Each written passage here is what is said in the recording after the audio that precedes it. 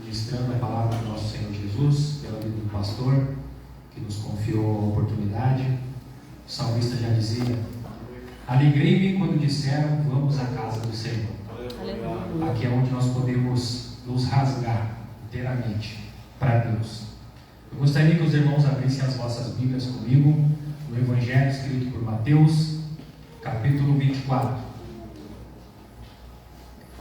Aleluia. Mateus capítulo 24, nós vamos ver os versículos 37, 38, 39 e 42. Abre o seu coração. Deus está aqui nesta noite, desejoso de falar conosco, de nos alimentar pela sua palavra, de nos edificar pela sua presença. Então deixe Deus falar contigo através desta palavra. Os irmãos que encontraram, digam amém. Amém. Mateus capítulo 24, versículos 37, 38, 39 e 42 vão dizer assim: e como nos dias de Noé, assim será a vinda do Filho do Homem. Porquanto assim como nos dias anteriores ao dilúvio, comiam, bebiam, casavam-se e davam-se em casamento, até o dia em que Noé entrou na arca, e não perceberam, até que veio o dilúvio e os levou a todos. Assim será também a vinda do Filho do Homem. Versículo 42 vai dizer assim: vigiai, pois, porque não sabeis a hora em que há de vir o nosso Senhor. Curva sua cabeça. Pai amado, Pai querido, fala conosco, Senhor, nesta noite, não aquilo que eu desejo, mas aquilo que o Senhor propôs trazer à sua igreja, da qual eu faço parte. Exorta-nos, Senhor, alimenta-nos, Pai, com a tua presença, com a tua palavra, com o teu amor e a tua misericórdia. Que estejamos com o coração aberto, Pai, para ouvir, para entender e para compreender aquilo que o Senhor quer de nós nesta noite. E que com o coração aberto possamos glorificar e adorar ao Senhor, em nome de Jesus. Os irmãos podem tomar seus lugares. Aleluia! Glória! Talvez hoje seja um dia em que você, na correria, acordou de manhã, fez todos os seus afazeres, chegou agora e não conseguiu nem tomar um copo de água. A gente esquece até mesmo de tomar água no dia a dia. A gente esquece de tomar água mesmo sabendo que o nosso corpo necessita. A ciência, ela vai nos dizer que mais ou menos 75% do nosso corpo é formado de água. Vai nos dizer também que o nosso cérebro tem 85% de água e o nosso fígado tem 92% de água.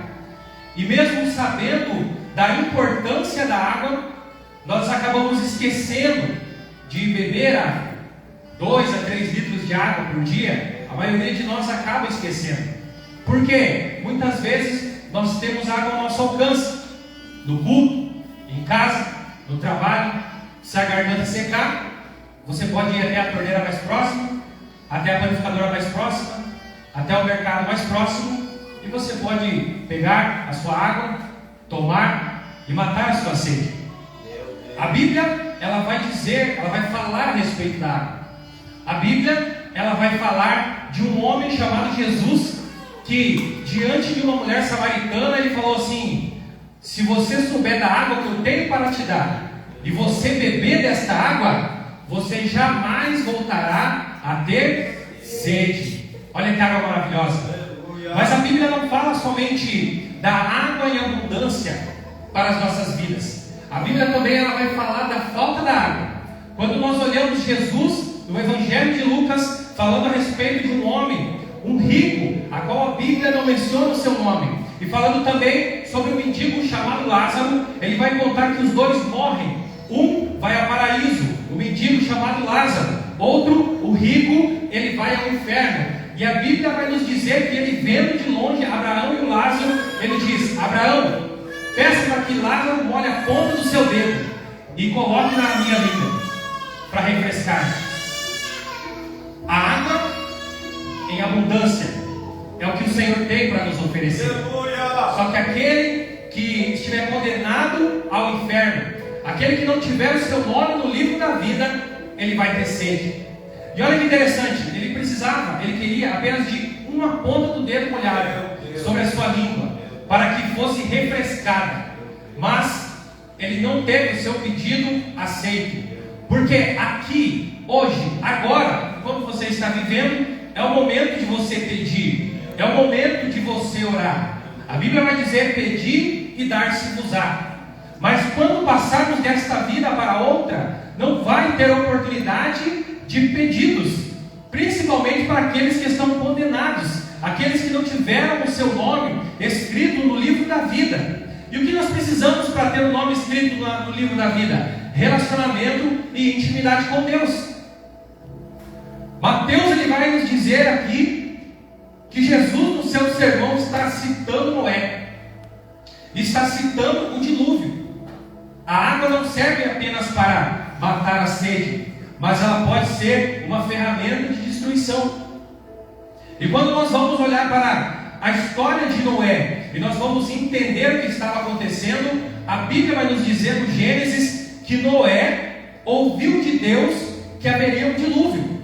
Constrói uma arca, salva toda a sua família, leva os animais, a qual Deus direcionou. A Bíblia, ela disse isso. Noé então construiu aquela arca, ouvindo a voz de Deus. E a Bíblia vai dizer em Hebreus capítulo 11 que, mesmo ouvindo a respeito de coisas que não se viam, Noé creu. Aleluia. Será que quando Deus fala conosco a respeito de coisas que ainda não são vistas, nós cremos? Ou nós murmuramos? Nós seguimos adiante ou nós retrocedemos? Será que quando Deus fala conosco, nós temos sempre que pedir para Ele levantar um homem ou uma mulher para confirmar esta palavra, para confirmar esta mensagem, ou nós seguimos adiante?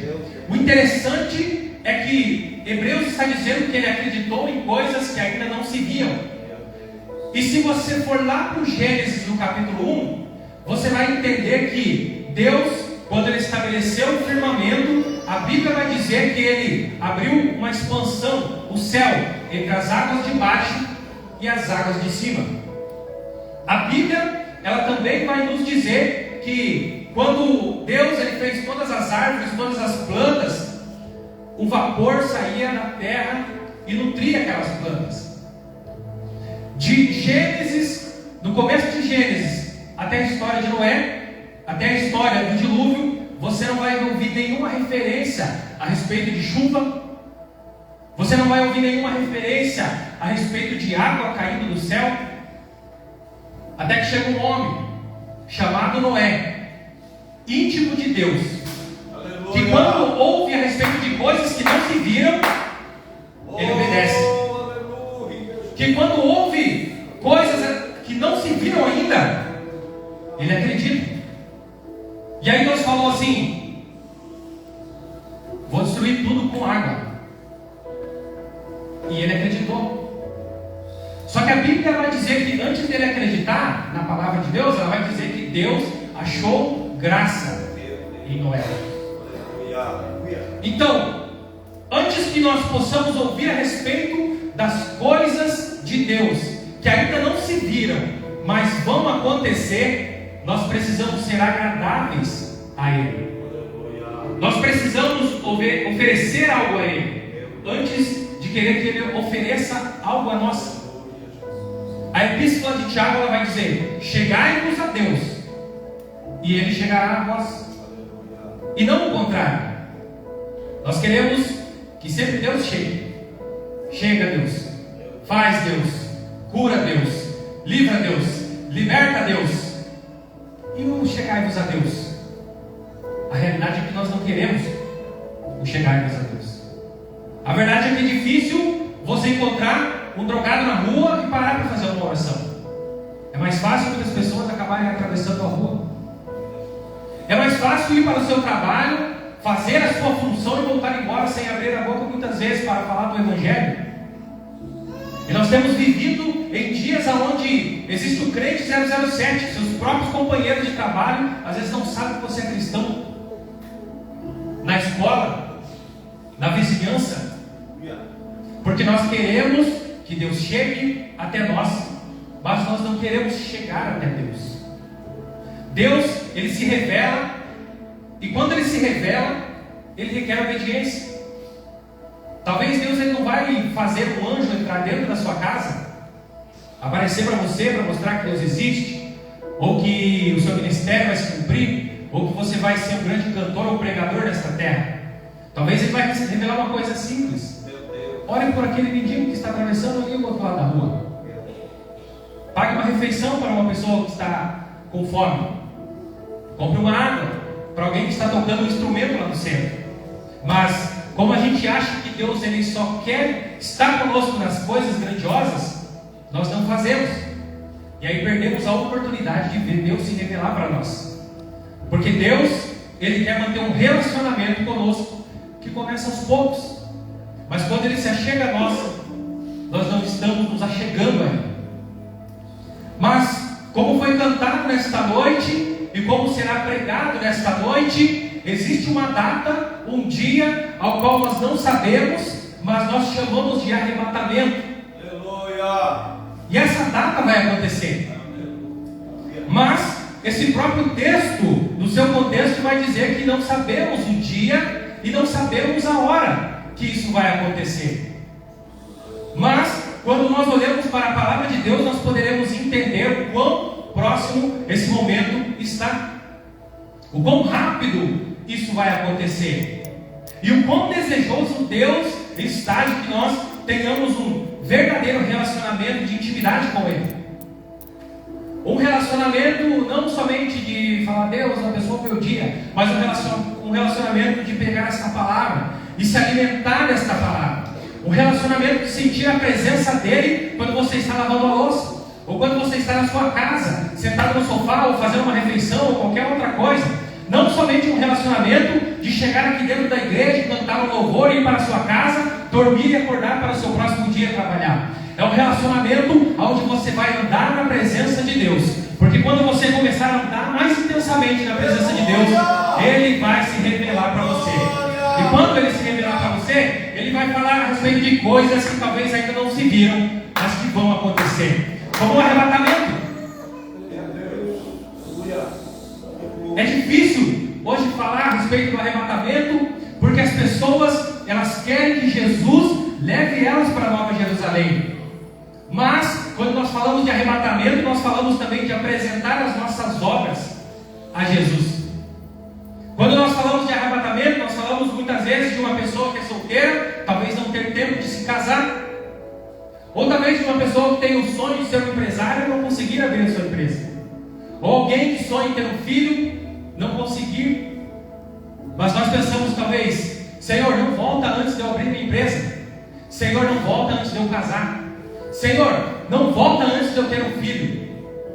Olha só o nosso pensamento. Enquanto a Bíblia vai nos dizer, em 1 Coríntios capítulo 2, versículo 9, aquilo que o olho não viu, aquilo que o ouvido não ouviu, e não desceu ao coração do homem, é o que o Senhor tem preparado para aqueles que o amam. A Bíblia vai nos dizer também, buscai as coisas que são do alto, e não as coisas que são dessa terra.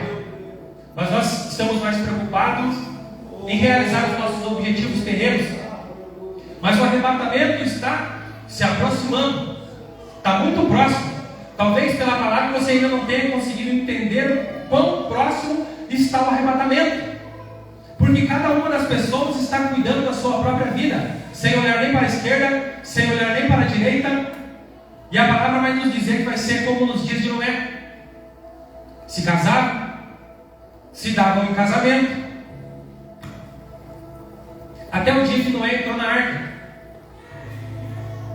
Quando Noé entrou na arca, talvez as pessoas tiraram o sarro dele, porque ele acreditou em algo que ainda não havia acontecido, porque ele tinha um relacionamento com Deus que os demais jamais tiveram. E é por isso que Deus achou graça nele. É por isso que Deus, através de Noé, salvou a sua família. Mas aquelas pessoas que estavam lá e que não acreditaram naquilo que estava acontecendo através da vida de Noé, elas tiveram um choque de realidade quando era tarde demais. Elas tiveram um choque de realidade quando a porta da arca estava fechada, e a Bíblia vai dizer que quem fechou a arca foi Deus. E nós estamos acostumados a ouvir nos púlpitos que aquilo que Deus abre ninguém fecha, mas aquilo que Deus fecha, ninguém abre. E talvez aquelas pessoas, quando a água ainda estava batendo na canela, estavam tentando entrar na arca. Mas aquilo que Deus fecha, ninguém abre. E a Bíblia vai nos dizer em Mateus capítulo 7, versículo 21, 22, 23 e 24, que muitos vão chegar naquele dia, o arrebatamento, e vão dizer: Senhor, Senhor, em seu nome não fizemos maravilhas? Em seu nome não expulsamos demônios? Em seu nome não fizemos milagres? E Jesus vai dizer: apartai-vos de mim, porque não vos conheço. Porque a porta que Deus fecha, ninguém abre. Quando nós vamos olhar para o arrebatamento, quando nós vamos entender como está perto o arrebatamento, é simples. É só a gente olhar para a nossa igreja e perceber que não existem mais profecias nas barrigas das mães como antes. Ou para crianças, onde as profecias diziam: essa criança vai ser um pregador do Evangelho, essa criança vai viajar o mundo cantando e louvando o nome de Deus. Os irmãos já pararam para perceber que isso não está mais acontecendo? Ou seja, por que Deus vai prometer algo que Ele não vai cumprir? Porque Ele vai arrebatar a sua igreja. Olha o quão perto está. Quer saber o quão perto está o arrebatamento? A Bíblia, ela vai nos dizer que Jesus, falando do princípio das dores, no mesmo capítulo 24, vai falar sobre as guerras, sobre os rumores de guerras, sobre as pestes, sobre as doenças. E nós aprendemos na escola que as duas maiores guerras da história da humanidade foram a Primeira e a Segunda Guerra Mundial. Todo mundo sabe disso. E se nós entendermos que a humanidade tem pelo menos 100 mil anos, e que a Segunda Guerra Mundial foi logo ali, 100 anos atrás, as duas maiores guerras da história da humanidade foram aqui pertinho. Porque nos princípios das dores iriam existir guerras e rumores de guerra. Quando nós olhamos a história da humanidade, nós vamos ver que existiu doenças como a peste bubônica, gripe asiática, peste negra e muitas outras que foram epidemias, foram regionais. Mas pela primeira vez na história da humanidade, nós nos deparamos com uma pandemia que atingiu todos os países do mundo. Pestes, guerras acontecendo. Quando nós vamos estudar um pouco da história dos hebreus, nós vamos descobrir que no ano 70 depois de Cristo, o imperador Tito mandou destruir toda Jerusalém, todo aquele povo e tudo que eles tinham. E os judeus foram dispersos pelo mundo. A sua nação foi disseminada. Eles não tinham mais casa. Eles não tinham mais uma nação. Eles precisaram se abrigar em vários lugares do mundo. É por isso que tem judeu brasileiro, judeu americano, judeu argentino. E por muitos centenas de anos, eles ficaram sem casa. Mas, quando nós vamos estudar a história deste povo, nós vamos entender que em 1948, logo ali atrás, foi feita uma votação na ONU. E através dessa votação foi decidido se Israel se tornaria novamente uma nação, ou se continuaria sem ser uma nação oficial. E por 3-2, Israel se tornou uma nação novamente. E sabe onde que isso está profetizado? Na palavra de Deus. A Bíblia vai dizer que Jesus disse: quando vocês verem os ramos da figueira brotando, quando seus ramos tiverem termos e suas folhas estiverem brotando, não passará uma geração sem que estas coisas aconteçam. Que coisas, irmão? O princípio das dores, as guerras, as doenças, as guerras que nós não enxergamos, que são as guerras biológicas, as guerras civis. Em 1948, Israel voltou a se tornar uma nação. Israel, que na Bíblia é simbolizada pela figueira. O que representa uma geração, irmão, para Israel? 70 anos. Quer saber quão perto está o arrebatamento? Se você fizer uma simples conta, de 1948 mais 70 anos, que é uma geração descrita na Bíblia, você vai perceber que uma geração de 1948 iniciou e finalizou em 2018. Sabe o que isso representa para nós? Que nós estamos no princípio das dores. Sabe o que isso representa para nós? Que hoje nós estamos nos casando, dando-se em casamento. Representa para nós que nós estamos abrindo as nossas empresas, fazendo as faculdades, cuidando das nossas famílias, cuidando dos nossos filhos, e as almas estão morrendo. E muitas vezes alguns de nós aqui dentro estão morrendo. E talvez você está ouvindo essa palavra porque você está dentro da igreja, mas você já está desviado. Porque não existe a possibilidade, pastor, de um crente cheio do Espírito Santo falar que amanhã ele vai desviar. Ele vai desviando um pouquinho daqui, um pouquinho dali. É uma música do mundo, é um palavrão, é um relacionamento com uma pessoa que não é da igreja, é uma saidinha na balada. E quando você percebe, por que eu estou indo na igreja? Quando você percebe, uma série do Netflix é muito melhor. Quando você percebe, uma hora de culto é muito, 1h30 de culto é muito, 5 horas de TikTok, WhatsApp, Facebook é pouco. Mas será como nos dias de Noé. E quando este dia chegar, vai acontecer talvez aquilo que está no hino da harpa, aonde o cantor escreveu: posso ter as mãos vazias, com o Senhor me encontrar. Se Jesus voltar agora, ou para a igreja, ou individual, o que nós, que estamos principalmente aqui, há 1, 2, 5, 10 anos ou mais, temos para oferecer, temos para entregar para Jesus? O que nós vamos entregar para Ele? Jesus está muito próximo de arrebatar a igreja. Aleluia. E esse momento vai ser muito glorioso. Vai ser lindo demais. 1 Coríntios capítulo 15, 52 vai dizer que num abrir e fechar de olhos, os mortos ressuscitarão em glória. E nós seremos transformados, incorruptíveis. Sabe o que é um abrir e fechar de olhos? 7 milésimos de segundo. A Bíblia não diz especificamente que Jesus vai voltar em 7 milésimos de segundo, mas ela diz que em um abrir e fechar de olhos, em 7 milésimos de segundo, os mortos ressuscitarão em glória, e nós seremos transformados. Talvez você não tenha entendido o que significa isso aqui, irmão, mas quando você vê a ressurreição de Cristo, ele saía de um lado de uma cidade, em questão de talvez segundos ele estava em outro lugar. A própria Bíblia diz que Jesus, mesmo com o corpo glorificado, ficou 40 dias nessa terra, e diz que ele atravessou até Paris. Está entendendo o que é um corpo glorificado? O que eu estou querendo dizer com isso, irmão? Que se Jesus andou nesta terra por 40 dias em corpo glorificado, eu não estou afirmando, mas eu não sei se nós vamos ser tão rapidamente arrebatados, mas nós vamos ser tão rapidamente glorificados. Isso é maravilhoso, sabe por quê, pastor? Porque se Deus nos arrebatar, mas antes, em um piscar de olhos, em um abrir e fechar de olhos, primeiro glorificar aqueles que estão mortos, ressuscitando-os, e depois nos glorificamos, isso significa que talvez em uma piscada que o Senhor der, o Senhor vai ver seu Pai ainda aqui, em corpo glorificado.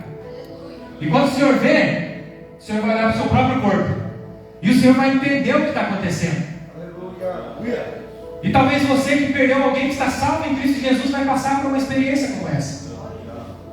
Já parou para pensar que nós seremos glorificados? E a Bíblia vai nos dizer que Jesus vai vir como um ladrão. Ele vai nos raptar. Mas espero que poucas pessoas tenham tido essa experiência que eu já tive algumas vezes, de ser assaltado. Quando eu fui assaltado, a polícia não sabia,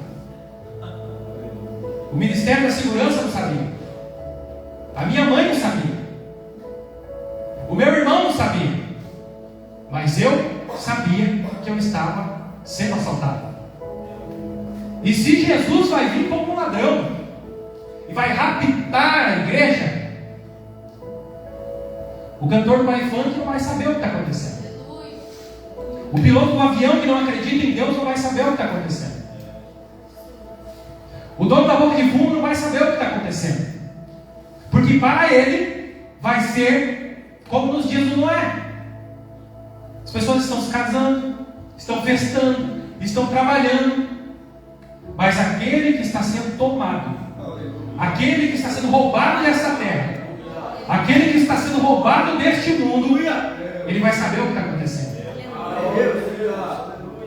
Já parou para pensar, pastor? Tamanha glória do Espírito Santo que vai acontecer nesse momento? Se quando Jesus morreu na cruz, a Bíblia já diz que mortos ressuscitaram e andaram pela cidade, imagina o que não vai acontecer quando Jesus arrebatar a sua igreja, quando Jesus ressuscitar os mortos, quando Jesus glorificar a todos nós salvos em Jesus Cristo. Olha que glória!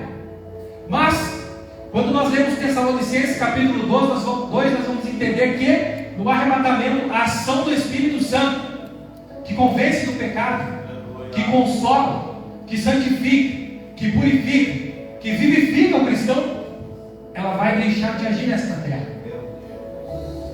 E sabe o que vai acontecer? Coisas e atrocidades piores do que as coisas que estão acontecendo hoje. Mas talvez nós estamos muito ocupados com os nossos afazeres pessoais para olhar para o lado de fora e entender que neste momento existe alguém que está tirando a sua própria vida, que existe alguém que está estourando uma pedra na boca de fumo agora, que existe alguém que está sendo assassinado. Quantas atrocidades estão acontecendo, crianças sendo raptadas, mas a gente não pensa nisso. Nós não pensamos porque nós cuidamos tanto da nossa vida que nós não cuidamos nem do nosso relacionamento com Deus. E quando nós não cuidamos do nosso relacionamento e da nossa intimidade com Deus, Deus ele pode talvez até olhar para nós, mas talvez ele não vai achar graça em nós. A Bíblia vai dizer: seguir a paz com todos e a santificação, sem a qual ninguém verá o Senhor. Hebreus 12:14. Então, é um princípio bíblico que está dizendo: se você quer ver a Deus, você precisa de santificação. Se você quer a santificação, você precisa ter a paz com todos. E talvez no seu trabalho alguém está te humilhando e você está orando: Deus, mata ele. Talvez você está pensando igual a Damares: quem te viu passar na prova e não te ajudou, quando vê você na bênção vai se arrepender. Quando o próprio Jesus falou: se alguém te der um tapa, vira a outra face. Se alguém te obrigar a caminhar uma milha, caminhe duas. Se alguém te tomar a túnica, entrega também a capa. E nós hoje estamos vivendo um evangelho vingativo e nos afastando de Deus, não da igreja, templo, mas de um relacionamento com Deus, aonde nós não precisamos apenas vir ao culto, ouvir a palavra.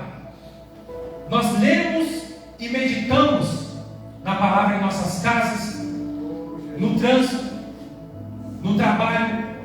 Nós testemunhamos do evangelho que Jesus nos deixou. Esses dias, pastor, eu postei um meme gospel no meu Instagram, uma carta de Uno. Quem sabe jogar Uno? Eu não sei jogar, mas eu sei que se tiver um mais, é porque tem que pegar mais 7 cartas. Se tiver um mais 7, um mais 5, tem que pegar mais cartas, alguma coisa assim. Mas na hora que eu vi aquele meme, eu entendi, pastor. Estava escrito: Jacó falou Uno, Labão jogou a carta, mais 7. Quem entendeu, entendeu. Só que nessa simples brincadeira, no stories do meu Instagram, o rapaz que trabalha na minha frente perguntou: o que é isso? E aí ele já saiu de lá sabendo quem era Labão, quem era Jacó, quem eram as esposas de Jacó, quantos anos ele trabalhou, quem era o pai de Jacó, quem era o vô de Jacó, sabendo que porque Jacó enganou o seu irmão, ele foi enganado pelo seu sogro. Olha como é simples, irmão. Você não precisa fazer uma faculdade de teologia para você levar o evangelho. Só precisa estar preparado, conhecendo a palavra. Oséias 6,3 vai dizer: conheçamos e prossigamos em conhecer ao Senhor. Aleluia. Glória. Esse é o princípio da palavra. Mas sabe o que o escritor aos Hebreus disse? No final do capítulo 5, partindo para o capítulo 6. Olha, vocês hebreus já deveriam estar aprendendo coisas de difícil interpretação, mas ainda estão no leite materno da doutrina, no leite materno da palavra de Deus. Vocês são bebês espirituais. E o problema não é que nós não temos faculdade de teologia, embora eu queira ter um dia. O problema é que nós vamos para casa, não lemos a Bíblia, vamos para o trabalho, não lemos a Bíblia, vamos no ônibus, não lemos a Bíblia, vamos para o culto, não prestamos atenção na palavra, estamos pensando no que nós vamos comer depois, o que nós vamos assistir, quais são os memes que estão circulando na internet agora, o que será que o fulano de tal está fazendo? Meu Deus, amanhã eu tenho que chegar e fazer tal coisa no meu trabalho. Meu Deus do céu, eu não quero mais trabalhar naquela empresa. Deus, prepara um emprego novo. É isso que nós estamos pensando. E aí nós nos esquecemos da palavra. E esquecendo da palavra, nós esquecemos de Deus. Porque é a palavra de Deus que nos convence. A fé vem pelo ouvir. E o ouvir da palavra de Deus. E nós não queremos ouvir a palavra. A não ser quando nós recebemos a chave do carro, a chave da casa. Mas eu, por experiência própria, uma vez, eu recebi em 3 lugares diferentes, de 3 pessoas diferentes: prepara que está chegando o tempo de sacrifício. Talvez eu fique um pouco cético com a chave da casa, com a chave do carro. Mas quando eu ouvi, prepara que está chegando o tempo de sacrifício, eu aprendi na palavra de Deus que Deus levanta profeta em tempo de apostasia, em tempo de abandono da fé. E Deus está querendo levantar você para levar o Evangelho. Mas você ainda está titubeando: Deus, será que eu entro na comunhão? Será que não? Você está titubeando: Deus, será que eu começo a pregar sua palavra? Será que não? Será que eu entro no grupo de louvor? Será que não? E os dias estão passando, e um dia você pode chegar de mãos vazias diante dele. E pode nem ser para salvação, porque foi cantado que todo joelho se dobrará e toda língua confessará. E talvez enquanto você está esquecendo de Deus no seu dia a dia, Ele está contemplando você. Muitos anos atrás, desci do ônibus lá perto da Universidade Federal, desci do particular, sei lá, 7, 8 anos atrás, e olhei meio-dia aquele solzão de rachar, aquele solzão que só dá vontade de tomar sorvete e coca gelada. O céu limpinho, e aquele monte de gente andando para todo lado. Eu olhei para cima, pastor, e eu nem falei, eu só pensei: Deus, o que será dessas pessoas se o Senhor voltar agora? Baixei a minha cabeça e continuei a fazer o que eu fazia, o que eu fui fazer. Eu não lembro o que eu fui fazer, mas eu lembro que eu desci daquele ônibus, que eu olhei para o céu e que eu falei em pensamento com Deus. Do outro dia eu resolvi visitar uma igreja, pastor, que de costume eu não visitava. E foi lá pregar um homem que não conhecia minha vida. E no final do culto ele me chamou e me entregou uma mensagem a respeito do meu ministério. Mas, antes de iniciar, ele falou assim: Deus está te dizendo, eu contemplei a tua preocupação com o arrebatamento. Porque quando você menos espera que Deus está te olhando, Ele está te olhando. E quando você entender isso, você vai precisar perceber que você tem que ser tão crente, tão cristão, tão parecido com Jesus quando ninguém está vendo, quando você está sozinho, do que na frente dos outros, na igreja, no trabalho, em qualquer lugar. Porque às vezes o que você faz na frente dos outros não vai te levar para o céu. É o que você faz na frente de Deus que vai te levar para o céu ou não. Nós precisamos entender isso, porque Jesus está voltando. E quando Jesus voltar, uma mãe que estiver talvez de 8 meses com seu bebê na barriga e não for salva, quando Jesus arrebatar a sua igreja, aquele bebê vai sumir. Aquela mãe vai se desesperar, talvez era o sonho da vida dela, mas ela nunca mais vai ver aquele bebê. Ela nunca mais vai poder tocar na barriga dela e ver aquele bebê chutando, porque aquele bebê foi arrebatado e aquela mãe ficou.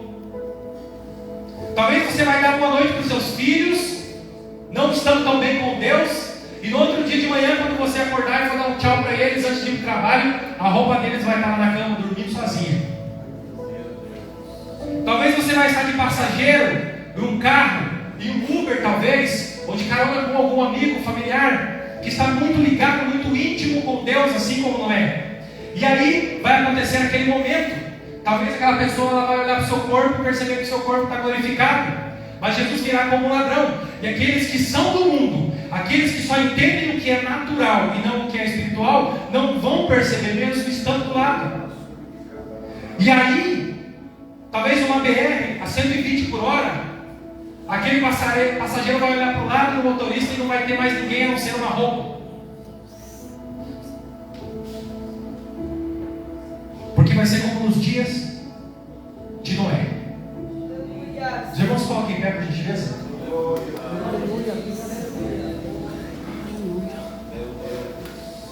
O arrebatamento, irmão, é uma realidade tão verdadeira como este copo, como este banco que você está sentado. O arrebatamento ele vai vir como o vento. Você não vê o vento, mas você pode sentir.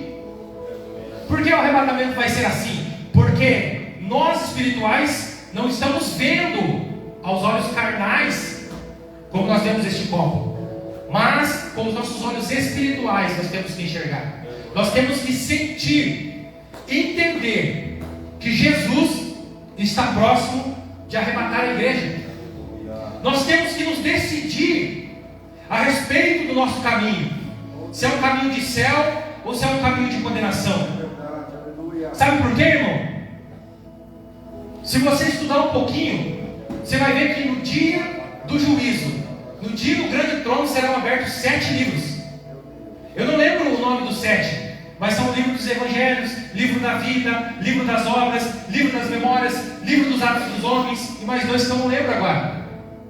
E sabe quando você está entregando um panfleto e aquela pessoa recusa, te humilha e te xinga e vai embora? Ela não vai poder dizer que ela não fez isso. Porque quando Deus abriu o seu grande livro das memórias, o seu grande livro dos atos dos homens, vai estar escrito que naquele dia o irmão Carlos levou a palavra a você, e você menosprezou a palavra de Deus, você rasgou aquele panfleto, você não quis saber de Jesus, você não quis saber de se arrepender dos seus pecados, e está tudo registrado. Jeremias 17:10 vai dizer que o Senhor, o Espírito Santo, é aquele que vai sondar as profundezas da alma do homem e dar a cada um segundo as suas obras.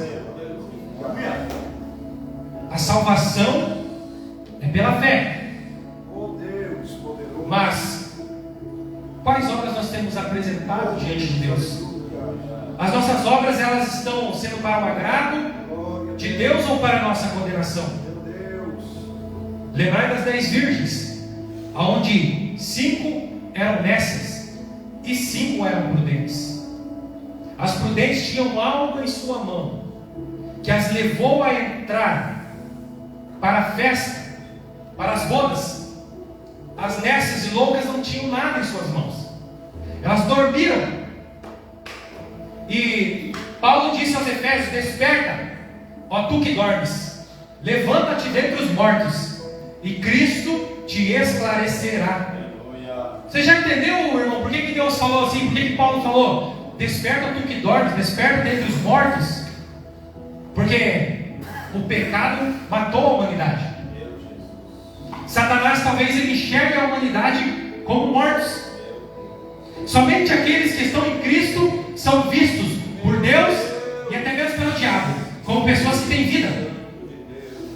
Talvez você esteja morto nessa noite, talvez você esteja dormindo espiritualmente, mas Deus está chamando dessa palavra de meditação, de reflexão, para que você desperte, para que você tome uma atitude, porque aquilo que você deixar de apresentar a Deus pode ser cobrado de você.